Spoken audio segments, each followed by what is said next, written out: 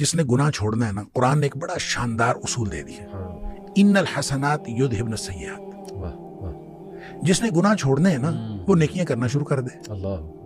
نیکیاں خود گناہوں کو مٹا دیتی ہیں، گناہوں کو ختم کر دیتی ہیں. اب ایک شخص کا بیہیویئر یہ ہے کہ وہ کہتا ہے کہ میں نہیں چھوڑ سکتا. اگر وہ نہیں چھوڑ سکتا تو اس نے کوشش کیا کی ہے، کتنی اس نے اللہ تعالیٰ کے سامنے گڑ گڑا کے دعائیں کی ہیں کہ یا اللہ یہ میں چھوڑنا چاہتا ہوں، مجھے چھوڑوا دے. کتنی اس نے نمازیں پڑھی، کتنے اس نے نوافل پڑھے ہیں، کتنے اس نے قرآن پڑھا ہے، کتنا وہ بد نظری سے بچنے کی کوشش کی ہے، کتنا اس نے کیا ہے کہ اس کے بعد وہ کہے کہ میں چھوڑ نہیں سکتا. اس نے اگر ایک بھی نیکی کی ہو، یہ ممکن نہیں ہے.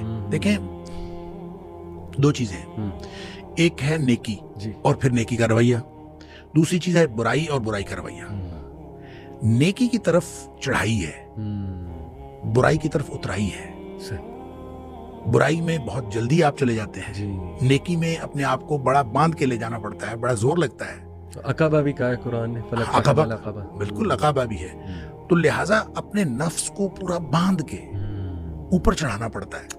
اور اگر وہ کوئی نیکی کی طرف آتا ہے تو یہ ممکن ہی نہیں کہ اس کی طبیعت کے اوپر، اس کے دل کے اوپر، اس کے دماغ کے اوپر اس کے اچھے اثرات نہ ہوں، یہ ممکن ہی نہیں. بالکل صحیح. دوسری طرف اترائی ہے.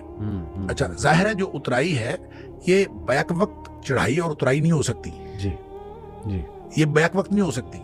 جب چڑھائی ہو رہی ہوتی ہے تو اترائی کے اندر فرق پڑ رہا ہوتا ہے، آپ دوسری طرف جا رہے ہوتے ہیں، اپوزٹ ڈائمینشن میں آپ جا رہے ہوتے ہیں. اور اگر آپ جا رہے ہوں اترائی کی طرف تو پھر آپ کی وہ جو چڑھائی ہے وہ اترائی میں بدل رہی ہے اور آپ اپوزٹ ڈائمینشن میں جا رہے ہیں. اس کا مطلب یہ ہوا کہ نیکی اور بدی دونوں برابر ایک جگہ ایک وقت میں نہیں ہو رہے ہوتے. جب نیکی ہو رہی ہوتی ہے تو آپ بدی سے دور جا رہے ہوتے ہیں، ڈسٹینس کریٹ ہو رہا ہے.